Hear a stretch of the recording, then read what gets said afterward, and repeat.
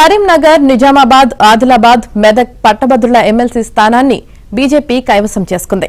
ఆ పార్టీ అభ్యర్థి అంజిరెడ్డి రెండో ప్రాధాన్య ఓట్లతో విజయం సాధించారు.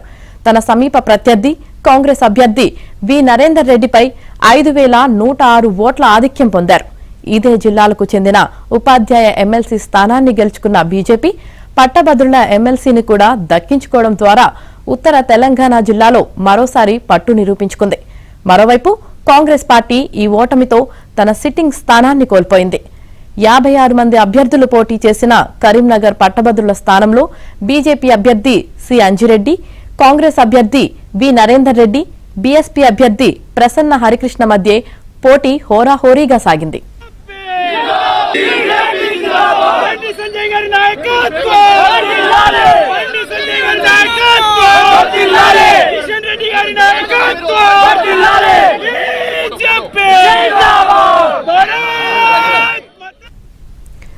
కరీంనగర్, నిజామాబాద్, ఆదిలాబాద్, మెదక్ పట్టభద్రుల ఎమ్మెల్సీ స్థానంలో సిట్టింగ్ ఎమ్మెల్సీగా కాంగ్రెస్ పార్టీకి చెందిన సీనియర్ నేత జీవన్ రెడ్డి ఉన్నారు.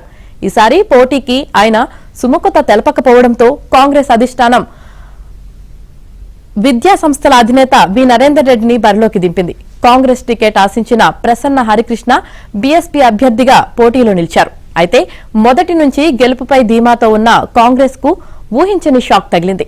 ఈ 4 ఉమ్మడి జిల్లాల పరిధిలో 21 మంది ఎమ్మెల్యేలు, 2 ఎంపీలు ఉన్నా మిత్రపక్షంగా సిపిఐ మద్దతు ప్రకటించిన కాంగ్రెస్ తన సిట్టింగ్ స్థానాన్ని కాపాడుకోలేకపోయింది. సీఎం రేవంత్ రెడ్డి కూడా ప్రచారం చేసినా ప్రయోజనం లేకుండా పోయింది. ఇదే నియోజకవర్గ పరిధిలో 7 ఎమ్మెల్యేలు, 4 ఎంపీలను కలిగి ఉన్న బీజేపీ అందరికంటే ముందుగానే అభ్యర్థిని ప్రకటించినా ఆలస్యంగా ప్రచారంలోకి దిగింది. అయినా అనూహ్యంగా పోటీ ఇచ్చి పట్టభద్రుల ఎమ్మెల్సీ స్థానంతో పాటు ఉపాధ్యాయ ఎమ్మెల్సీ స్థానాన్ని కూడా కైవసం చేసుకుని ఈ ప్రాంతంలో తన పట్టును మరింత పెంచుకుంది. బీఆర్ఎస్ ఈ ఎన్నికల్లో అభ్యర్థిని నిలపకపోగా పోలింగ్ కు ఒకరోజు ముందు బీసీ అభ్యర్థికి ఓటు వేయాలని ఆ పార్టీ నేతలు వివిధ ప్రాంతాల్లో ప్రకటనలు చేశారు.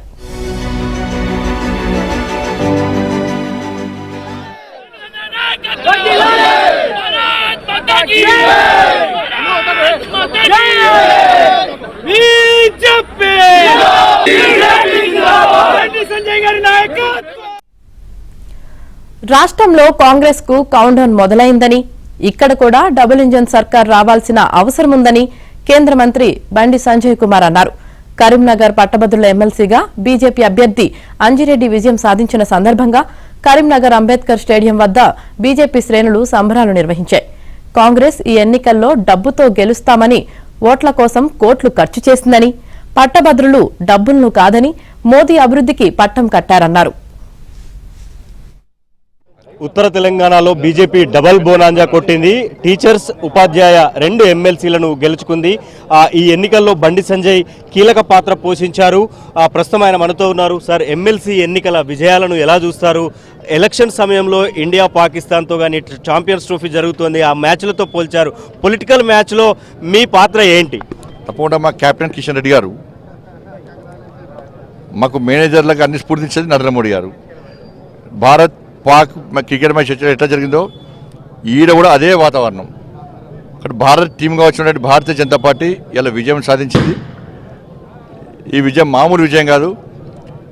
ఇండియా పాకిస్తాన్ మ్యాచ్ అప్పుడు ఏ విధంగా ఆతృతతో ప్రజలు ఎదురు చూసారో అదే స్థాయిలో ఈ ఎన్నికల కోసం, ఈ ఎన్నికల ఫలితాల కోసం ప్రజలు ఎదురు చూసారు. కాబట్టి ఇవాళ ఈ మ్యాచ్లో గెలవడానికి, అడ్డదారిలో గెలవడానికి కాంగ్రెస్ పార్టీ ప్రయత్నం చేసింది.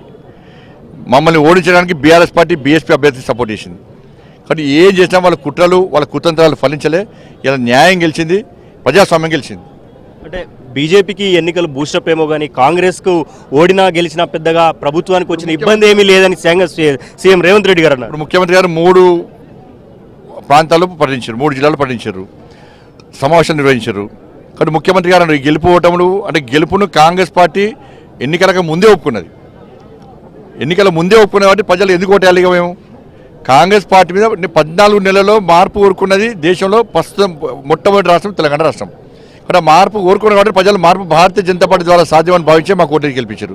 కాంగ్రెస్ పార్టీ పూర్తి అవినీతి పార్టీ అని ప్రజలు గమనించారు.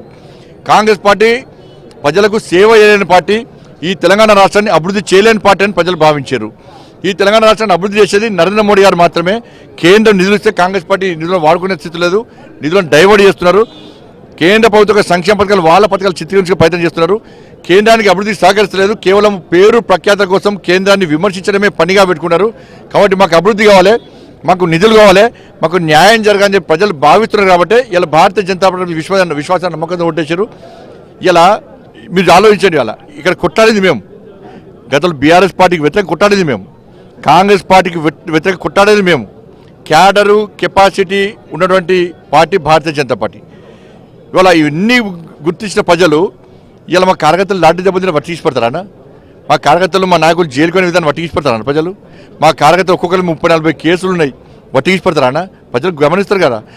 పోలింగ్ బూత్లకు లోపల పోతుండే 5,000 రూపాయలు, ఓటు వేసేసాక 5,000 రూపాయలు, ఇంట్లో వండుకున్న రాత్రి లేపి పైసలు వంచిర్రు. పైసలు వంచడానికి వేల మంది వచ్చారు ఇక్కడికి. ఇలా ఎక్కడికి వచ్చినాయి పైసలు ఇవన్నీ? అంటే డబ్బుల ద్వారా గెలుద్దామనుకునే వ్యక్తులకు ఇప్పుడు మాలాంటి కార్యకర్తలు ఏడిపోవాలి. డబ్బులు పంచలేని కార్యకర్తలు, రాజకీయ నాయకులు.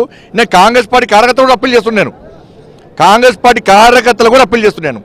ఇలా డబ్బులు ఉన్నకే టికెట్లు మీరిస్తే, డబ్బులు వంచి గెలిస్తే మీ రాజకీయ భవిష్యత్తు ఏంది? అన్ని పార్టీల్లో పనిచేసే కార్యకర్తల రాజకీయ భవిష్యత్తు ఏంది? ఇలా మేము ఒక్క పైసా వంచలే.